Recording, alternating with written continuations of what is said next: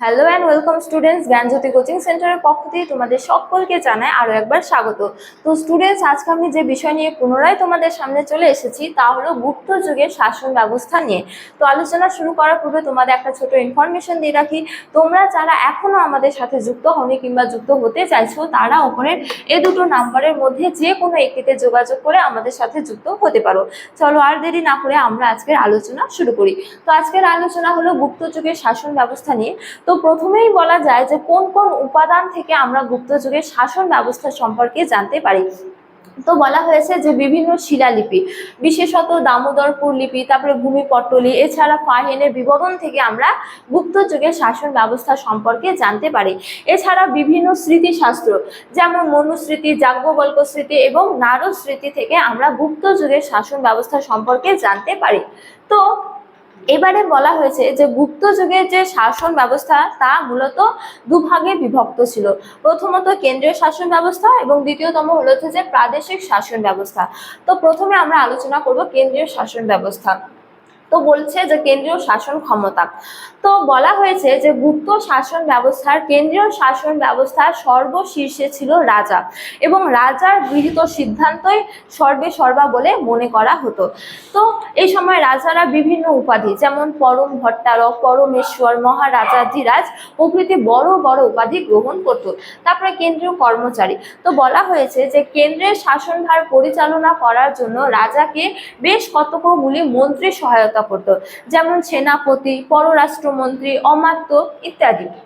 তো এই মন্ত্রীগুলির গৃহীত পরামর্শ সঠিক না ভুল বিবেচনা করে তারপর কিন্তু রাজা কোনো রকম সিদ্ধান্ত নিত। সুতরাং বলা যায় যে কেন্দ্রীয় শাসন ব্যবস্থার সর্বশীর্ষে ছিল রাজা। তারপরে প্রাদেশিক শাসন ব্যবস্থা। এক্ষেত্রে বলা যায় যে গুপ্ত সাম্রাজ্য এক সুবিস্তীর্ণ অঞ্চল নিয়ে বিরাজমান ছিল। তো স্বয়ং রাজার পক্ষে এই সুবিস্তীর্ণ অঞ্চলে শাসন কার্য পরিচালনা করা কিন্তু সম্ভব ছিল না। সুতরাং এই যুগে সমগ্র সাম্রাজ্যকে কয়েকটি প্রদেশে ভাগ করা হতো। তো এই যে কয়েকটি প্রদেশে ভাগ করা হতো, এই প্রদেশগুলিকে বলা হতো কি দেশ বা ভুক্তি। এবং এই দেশ বা ভুক্তির শাসনভার কার হাতে ন্যস্ত ছিল? শাসনভার মূলত গোপত্রের হাতে ন্যস্ত ছিল। তো এরপরে বলা যায় যে গুপ্ত যুগে অন্যতম কয়েকটি দেশ বা ভুক্তি হলো পুন্ড্রবর্ধন, তারপরে শ্রাবস্তী, ত্রিহুত, অহিছত্র ইত্যাদি। তো সুতরাং প্রদেশগুলিকে গুপ্ত যুগে কি বলা হতো? দেশ বা ভুক্তি। এবারে এই দেশ বা ভুক্তিকে আবার কি জেলা বা বিষয়ে ভাগ করা হতো এবং এই জেলা বা বিষয়ের যে শাসনভার তা কার হাতে ন্যস্ত ছিল? তা ন্যস্ত ছিল বিশ্বপতির হাতে। ঠিক আছে। তো এই যে বিশ্বপতিকে শাসন কার্যে সহায়তা করত পরিষদ নামে একটি বেসরকারি সভা। তো এই বেসরকারি সভা মূলত কি হতো? ব্যবসায়ী, তারপরে নগর শ্রেষ্ঠী এবং কি প্রধান প্রধান কারিগর নিয়ে এই পরিষদ গঠন করা হতো, যে পরিষদ জেলা বা বিষয়ের যে শাসন কার্য পরিচালনা করত বিশ্বপতি তাকে সহায়তা করত। তারপরে বলা হয়েছে যে গ্রামীণ শাসন। এক্ষেত্রে বলা যায় যে গুপ্ত যুগের শাসন ব্যবস্থার সর্বনিম্ন স্তরে ছিল গ্রামীণ বা গ্রাম। তো এই গ্রামীণ শাসন কার্যকে পরিচালনা করত গ্রামক বা গ্রামাধ্যক্ষ নামে যে একজন বিশিষ্ট ব্যক্তি। তো বলা হয়েছে যে গ্রামের যে পূর্ণবয়স্ক পুরুষেরা তাদের নিয়ে একটি পঞ্চমণ্ডলিকা গঠন করা হতো এবং এই পঞ্চমণ্ডলী কিন্তু গ্রামক বা গ্রামাধ্যক্ষকে শাসন কার্যে সহায়তা করত। তারপরে নগর শাসন। তো এক্ষেত্রে বলা যায় যে গুপ্ত যুগে যে বিশেষ বিশেষ নগরগুলি ছিল সেই নগরগুলি কিভাবে পরিচালনা করা হতো? সেই নগরগুলি মূলত একটি প্রতিনিধি সভার মাধ্যমে পরিচালনা করা হতো, যে সভাকে বলা হতো কি নিগম সভা। ঠিক আছে। তারপরে রয়েছে বিচার ব্যবস্থা। তো গুপ্ত যুগে ফৌজদারি ও দেওয়ানি আইন প্রচলিত ছিল এবং গুপ্ত যুগে বিচার ব্যবস্থার সর্বশীর্ষে ছিল কিন্তু রাজাই।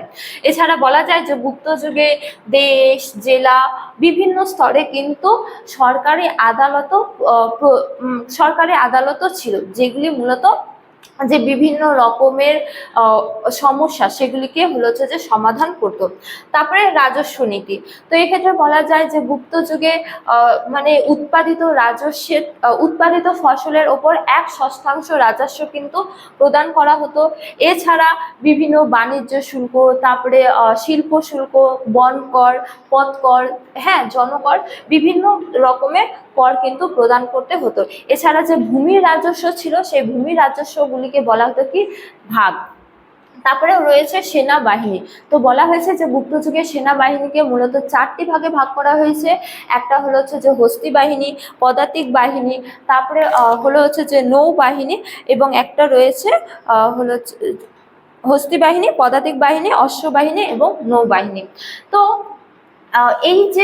এই যে আলোচনা থেকেই বোঝা যায়, পরিশেষে বলা যায় যে গুপ্ত যুগের শাসন ব্যবস্থা ছিল সুনিয়ন্ত্রিত ও সুসংগঠিত। তো স্টুডেন্টস, এই ছিল আজকে আমার আলোচনার বিষয়। তোমাদের ভিডিওটি ভালো লাগলে অবশ্যই ভিডিওটি লাইক করে বন্ধুদের সঙ্গে শেয়ার করো, এবং আমাকে অবশ্যই কমেন্ট করে জানিও তোমাদের ভিডিওটি কেমন লেগেছে। তোমাদের সাথে দেখা হবে অন্য এক টপিক নিয়ে, অন্য এক ভিডিওতে। ততক্ষণ ভালো থাকো, সুস্থ থাকো। Thank you.